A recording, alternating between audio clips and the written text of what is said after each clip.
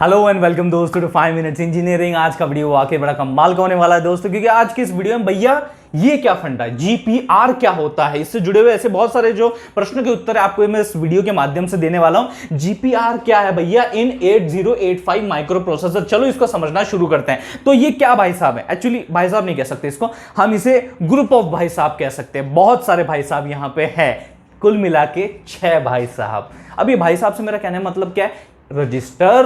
जी हां, रजिस्टर नाम सुनते हैं आपको थोड़ा पिछले वीडियो का जो है स्मरण हो उठा होगा, क्योंकि पिछले वीडियो में भी हमने ए रजिस्टर एक्यूमुलेटर के बारे में बात की ही तो थी। एक्यूमुलेटर 8 बिट रजिस्टर, जी हां, वैसे ही भैया ये भी रजिस्टर्स हैं। कितने?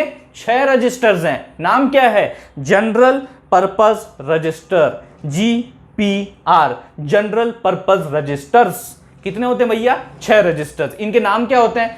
इनके नाम होते हैं भैया बी, सी, डी, ई, एफ, नहीं, एच, एल। यस, कुछ तो अटपटा होना चाहिए ना, तो ये है भैया अटपटा सीक्वेंस। ठीक है, तो यहां पे ये आपके पास जो है 6 जनरल पर्पस जो रजिस्टर्स है वो मौजूद होते हैं, जिनको हम एज अ भैया प्रोग्रामर जो है अपने इंस्ट्रक्शंस में मेंशन कर सकते हैं, क्योंकि हमें जो अपना डेटा है वो इन रजिस्टर में ही स्टोर करना पड़ता है। जो ऑपरेंड्स होते हैं हमारे, बराबर है कि नहीं, जो हमारा एक्चुअल डेटा होता है वो कहीं ना कहीं इन रजिस्टर्स में होता है। These prove to be as one of the operands in the operations that we perform. Addition, subtraction, basic fundamental operations जो रहते हैं उनमें भैया यही तो काम आते हैं, इन्हीं को तो अपन इंस्ट्रक्शन में मेंशन करते हैं। This is very very important, ये चीज आपको यहां पे समझनी है। अब ये क्या इसी तरीके से कतार में लगे होते हैं क्या? इनका स्ट्रक्चर कुछ ऐसा ही होता है कि आर्किटेक्चर में 8085 के? नहीं नहीं नहीं नहीं, ये टोटली डिफरेंट होता है। ये पेयर में होते हैं। ये कैसे होता है? पेयर में। देखो मैं आपको बताता हूं कैसे, किस तरीके से ये जो इनका स्ट्रक्चर है वो बना हुआ है। इस तरीके से मैं अभी फिलहाल तो सिर्फ इन 6 को ही दिखा रहा हूं, और भी बहुत सारे हैं। मैं फिलहाल तो ये जनरल पर्पस जो अपने रजिस्टर 6 हैं इन्हीं को यहां पे डिनोट कर रहा हूं, यहीं पे उनका विजुअलाइजेशन बता रहा हूं कुछ इस तरीके से। यहां पे आपका जो है B होगा, फिर C होगा, फिर यहां पे आपका D होगा एंड देन E होगा, और फिर आपका H होगा और L होगा। इनकी साइज क्या होती है भैया, मतलब लाइक इन बिट्स, कितने बिट का रजिस्टर है भाई साहब ये? तो यहां पे जितने भी हैं ये 8 bit 8 bit 8 bit 8 bit 8 bit 8 bit, तो कितने भैया? 8888 बिट के जो है ये रजिस्टर्स आपके यहां पे मौजूद हैं, जो कि जनरल पर्पस रजिस्टर्स हैं। आप बात समझ में आ गए? अब जैसे कि फॉर एग्जांपल मैंने क्या बोला था, ऐड बी, पिछली इसमें मैंने यही इंस्ट्रक्शन यहां पे मेंशन किया था। इसका बिहाइंड द सीन क्या चल रहा था कि जो एक आपका फर्स्ट ऑपरेंड होता है उसकी जो वैल्यू होती है वो कहां स्टोर्ड होती है? एक्यूमुलेटर में स्टोर्ड होती है, और जो अनादर दूसरा जो ऑपरेंड होता है वो आपका इन्हीं में से एक होता है। मैंने बोला था ना सिर्फ बी तो एग्जांपल के लिए लिख रहा हूं, सी डी जो आप लिखना चाहो वो लिख सकते हो, कोई दिक्कत की बात नहीं। तो जो दूसरा ऑपरेंड होता है उसमें जो डेटा होता है बेसिकली वो आपका यहां होता है, इस रजिस्टर्ड में जो है स्टोर्ड होता है। पहला जो ऑपरेंड होता है वो कहां पे होता है? आपके एक्यूमुलेटर के अंदर स्टोर्ड होता है, और ये दोनों को अपन इस्तेमाल करते हैं इस इंस्ट्रक्शन में कि एडिशन परफॉर्म करो, और फिर जो रिजल्ट है वो कहां स्टोर होता है? एक्यूमुलेटर में स्टोर होता है। सिंपल सा फंडा है भैया। ठीक है, तो ये वाली तो चीज आपको समझ में आ गई कि कहां पे इनका इस्तेमाल जो है वो किया जा सकता है। एक और चीज, जब मैं इस्तेमाल की बात करता हूं तो एक और चीज मेरे दिमाग में आती है कि यार देखो ये इन टोटलिटी कितना है?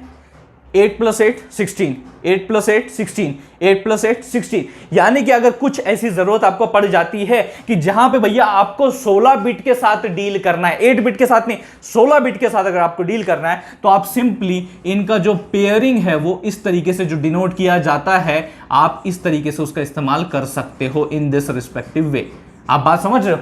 यानी कि आप ऐसा नहीं कर सकते कि मुझे अगर 16 बिट का कुछ अगर डेटा इसमें डालना है, स्टोर करना है, तो ऐसा नहीं कि भैया अपने मन से आपने कोई भी 8-8 बिट का कॉम्बिनेशन बना लिया और उसके अंदर स्टोर कर दिया। ना ना ना, ऐसा नहीं होता। इसका कोई मीनिंग है, स्ट्रक्चर का कोई मीनिंग है। आप ऐसा नहीं कर सकते कि बी के अंदर 8 डाल दिया, एच के अंदर बचा हुआ 8 डाल दिया और मैंने भैया अपना डेटा 16 बिट का स्टोर कर दिया। ना ना ना, ऐसा नहीं हो सकता। कोई भी रैंडम जो पेयरिंग है आप नहीं कर सकते। आपको यही जो पेयरिंग है यही आपको फॉलो करनी पड़ेगी, जो कि आपकी 16 बिट बनाती है। यही जो है चीजें आपको फॉलो करनी पड़ेंगी। और जो ये पेयर है ये एक और खास अपना मीनिंग जो है वो होल्ड करता है, जिसको अपन HL कहते हैं। सही बात है, HL जो कह रहे हैं ना अपन, ये जो HL पेयर है ये भी अपने आप में एक बहुत ही इंपॉर्टेंट चीज होल्ड करता है। वो ये है कि एज अ मेमोरी पॉइंटर की तरह भी आप इसको कई बार यूज करते हो, जो कि आपके मेमोरी से रिलेटेड जो फ्यू इंस्ट्रक्शंस होते हैं उनमें आप इस HL का इस्तेमाल जो है as a memory pointer, address को पॉइंट करने के लिए भैया आप इसे एज अ मेमोरी पॉइंटर भी इस्तेमाल करते हो।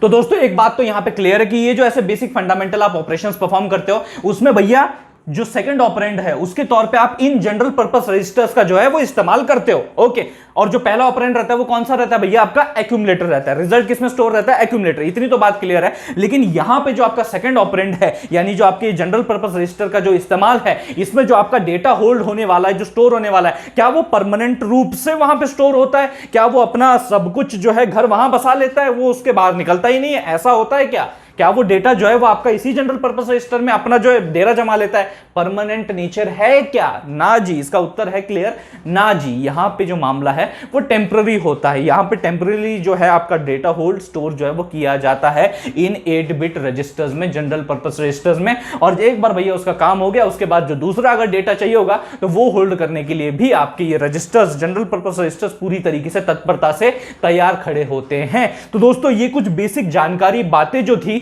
वो आप तक मुझे पहुंचानी थी related to the general purpose register. I hope आपको ये समझ में आ गई होंगी। और भी बहुत सारे ढेर सारे कंपोनेंट्स को अपन एक्सप्लोर करने वाले हैं, इनके साथ कनेक्ट भी करने वाले हैं, लेकिन आगे आने वाले वीडियोस में। लेकिन हाल फिलहाल के लिए ये वीडियो अगर आपको पसंद आ गया होगा तो इसे लाइक कर दीजिए। उससे भी ज्यादा जरूरी इस वीडियो को शेयर कीजिए अपने सारे दोस्तों के साथ। थैंक्स अ लॉट दोस्तों फॉर वॉचिंग दिस वीडियो।